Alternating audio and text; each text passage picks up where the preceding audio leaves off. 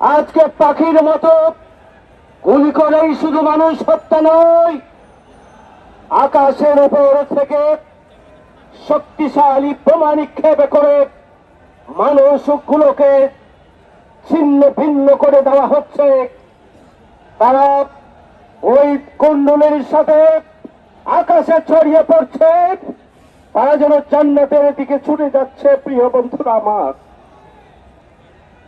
আজকে গোটা বিশ্ব যেভাবে নির্মম, নির্দয়, নৃশংস গণহত্যাকে আজকে যেভাবে থামানোর দরকার ছিল, গোটা পৃথিবীর মানুষগুলো যেভাবে ঐক্যবদ্ধ হয়ে ইসরায়েলি রাষ্ট্রকে ছিন্ন ভিন্ন করে দেওয়ার প্রয়োজন ছিল, আজকে গোটা বিশ্ববাসী সেক্ষেত্রে ব্যর্থতার পরিচয় দিয়েছে।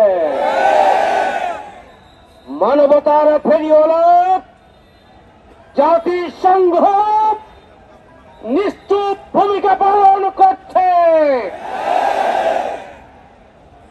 ওই ওআইসি, ওই তথাকথিত ইসলামী রাষ্ট্রগুলোর একটি সমন্বয় যে কমিটি ওআইসি, তারা প্রকৃত অর্থে ওই সন্ত্রাসী ইসরায়েলি বাহিনীকে তাদের সন্ত্রাসী কার্যক্রম চালিয়ে যাওয়ার লাইসেন্স দিয়েছে। তা না হলে কিসের অপেক্ষায় তারা রয়েছে? তাদের দায়িত্ব কি?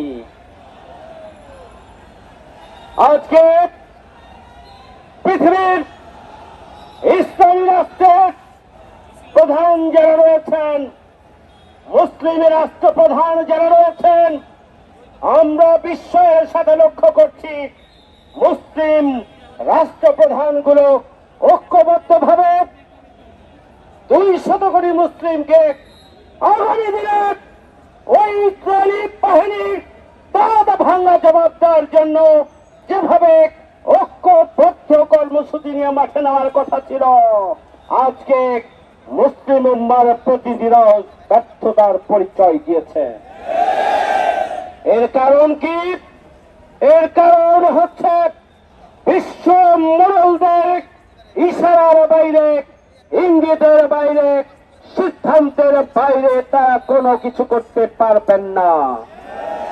200 কোটি মুসলিম উম্মার দায়িত্বে যে সমস্ত মুসলিম রাষ্ট্রগুলো রয়েছেন, আমরা পরিষ্কার করে বলতে চাই, আজকে ফিলিস্তিনকে নিশ্চিহ্ন করার, বাইতুল মুকাদ্দাসকে দখল করে নেওয়ার যে ষড়যন্ত্রের ধারাবাহিকতায় ইসরায়েলি বাহিনী নৃশংস হত্যাকাণ্ড, গণহত্যা পরিচালনা করছে, যদি আজকে তার থামাতে ব্যর্থ হন, তাহলে প্রস্তুত থাকুন, দেশে দেশে বিক্ষোভ তৈরি হবে, আন্দোলন তৈরি হবে, সংগ্রাম তৈরি হবে।